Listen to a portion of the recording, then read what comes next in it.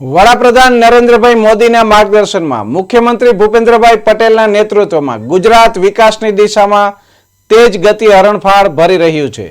બંદરો, શિપિંગ અને જળમાર્ગના કેન્દ્રીય મંત્રી સર્વાનંદ સોનોવાલના પ્રદર્શનમાં પથદર્શનમાં કંડલા સ્થિત દીનદયાળ પોર્ટ ઓથોરિટીએ રિલાયન્સના માત્ર 4 જ માસમાં 1 મેગાવોટ પ્લાન્ટ કાર્યાન્વિત કરી કાર્યભાર સંભાળ્યો છે, જેના પરિણામે પ્રદૂષણ નિયંત્રણ અને રિન્યુએબલ એનર્જીની દિશામાં ગુજરાતે સીમાચિહ્ન હાંસલ કર્યું છે.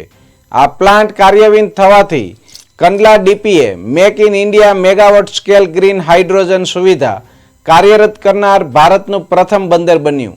આ પ્લાન્ટનું ઉદ્ઘાટન બંદરો, શિપિંગ અને જળમાર્ગ કેન્દ્રીય મંત્રી સર્બાનંદ સોનોવાલ દ્વારા તથા બંદરો, શિપિંગ અને જળમાર્ગ રાજ્યમંત્રી શાંતનુ ઠાકર અને બંદરો, શિપિંગ તથા જળમાર્ગ મંત્રાલય સચિવ ટી.કે. રામચંદ્રન તથા દીનદયાળ પોર્ટ ઓથોરિટીના ચેરમેન સુશીલ કુમાર સિંહ તથા અન્ય વરિષ્ઠ અધિકારીઓની હાજરીમાં કરવામાં આવ્યું હતું.